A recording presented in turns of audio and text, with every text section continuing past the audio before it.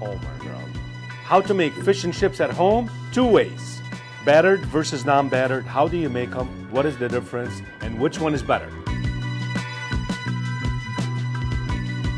I'm Chef Mike Nassar from Detroit 75 Kitchen. We make bomb-ass sandwiches. Hands down, the best sandwiches you will ever have in your life. And we cook for each other. First, let's head to the store and pick up some fish. Fish and chips is one of my favorites. The fish is as important as the whole meal. Traditionally, it's cod and haddock, and that is my favorite. I like the big pieces like this. I like to portion them off myself. Any market that you go to, you can find cod. You can't go wrong with this when you're making fish and chips, 100%. For the non-battered fish and chips, you're gonna need a powder like Zatarain's. This is absolutely fantastic. It's really easy to work with. You don't have to add anything to it. If you're camping, you're at home, you wanna impress some peeps, Zatarain's make you look good. For the wet batter fish and chips, English style fish and chips, this is just a floating secret. A little bit of curry. It's just a floating secret, all right? It's going around like a $2, you know what? This is wild-caught cod from Sam's Club, and it comes, as you can see, really big pieces. First order of business, just portion them off. They're really easy to do. The tail part is one of my favorites. So as you can tell, like the loin part is really thick and the tail part is really thin. Obviously, they have different cooking times, but I'll show you that in a second. You put them on here like this. So for the two methods that we're gonna do today, whether it's the battered or the non-battered, you need to start off the same exact way. Dry them up and just sprinkle a little bit of salt, just like this, and just let them sit on the side for a few minutes. All of the water will just come up to the top. We'll just dab them dry again. So in the meantime, I'm gonna get the oil ready. For the first method, we're gonna be making a non-battered dry fish and chips.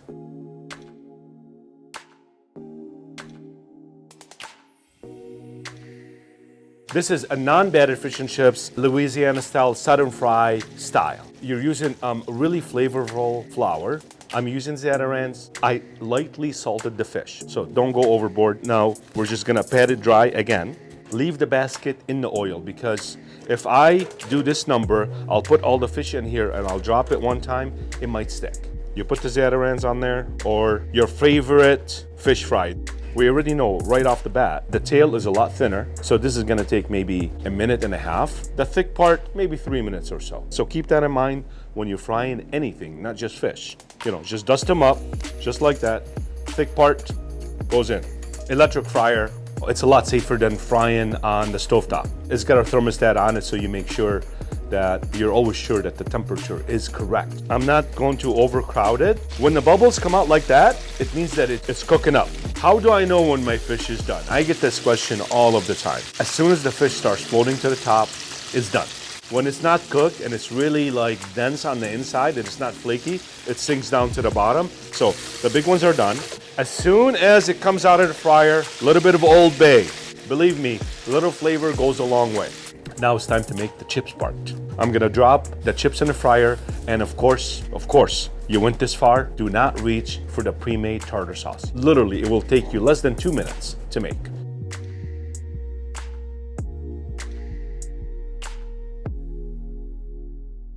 Little mayo, a little bit of good mustard, a little bit of hot sauce, whatever you like. I like Tabasco for this. A little bit of capers, rough chop. I'm gonna use a little bit of the brine, a little bit of parsley for freshness, a little bit of chopped onions, a little bit of relish, some lemon juice, a little salt, a little pepper. Tartar sauce works so well with fried fish. From that acid, from the capers, the freshness of the onions and the parsley. I mean, that's what I'm talking about. See how nice and thick it is? It's so good. Fries are ready. As soon as they start floating up to the top, they're ready to go. It's time to plate up. Roasted red jalapeno ketchup. Louisiana style fish and chips, AKA dry batter, AKA non-battered fish and chips, Southern fry fish and chips. All right, so here it goes. Extremely easy to make, extremely delicious to make, and believe me, it is a crowd pleaser. It doesn't matter where you're at. Oh my God. The dry batter is absolutely perfect. It sticks to it, as you can see. It sticks to every single bite, especially with the Old Bay, just a very light sprinkle of Old Bay, a really good tartar sauce, flaky fish, absolutely delicious. Nothing wrong with it. Now, moving on to the battered fish and chips, New England style, London Town.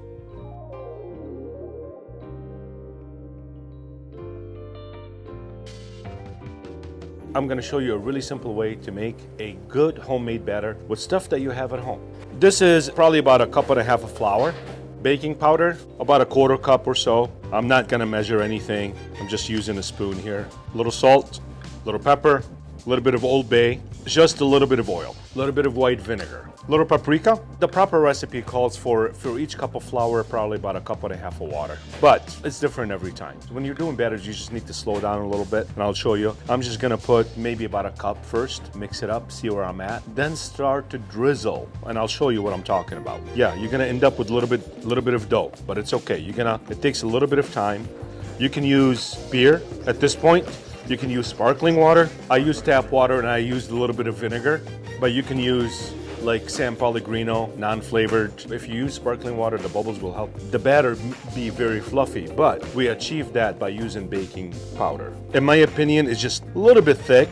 So at this point, you see why I didn't put all of this water all one time. Can you imagine if I put all this in here? It's just gonna become water, all right? So just drizzle, take your time with it, and this is the consistency that we're looking for. See how it falls off the whisk? Just like that. If it's thick, it's gonna slow down a little bit, and that's not what you want. It's like a thin pancake batter. A lot of times people ask me, oh, you know, whenever I make this at home, this slides off, right? The batter slides off the fish. Here's the trick. You take your fish, dry it up in the flour, just like that.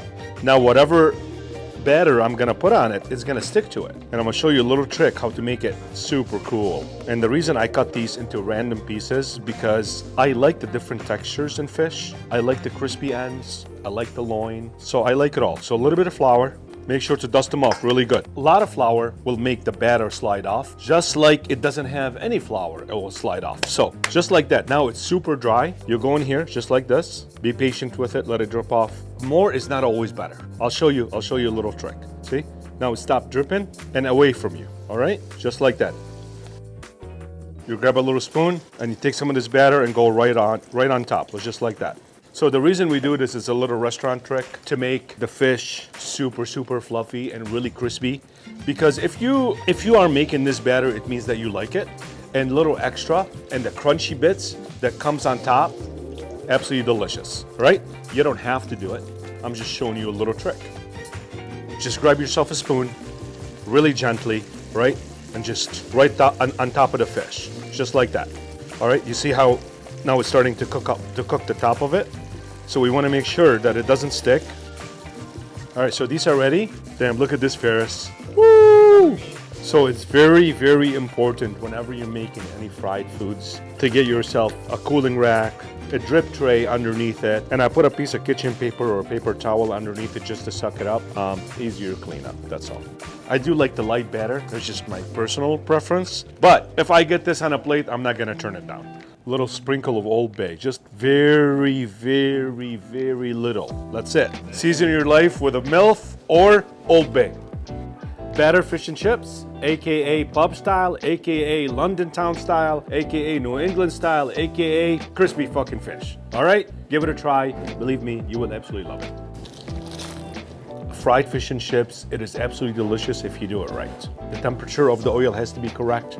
You cannot overcrowd your pan, otherwise you end up with a hot mess on your hands, meaning that the batter will just slide off. In my humble opinion, they're both absolutely delicious. My personal favorite is the non-battered one because it is just super light and all of the flavor just sticks to it and it doesn't suck up too much of the grease from the frying oil. Therefore, this one will always be my favorite, but this is absolutely delicious also. And that is why I showed you 2 ways to do it. Please let me know which one is your favorite. We have a killer fish and chips on our menu. It is a very, very, very popular item and the sauces are absolutely delicious. If you're ever in Detroit, please give us a visit. I have a lot of fun making these videos, but we actually have to eat too. So it's 12:30 on the dot, lunchtime, baby. Ladies, fish and chips.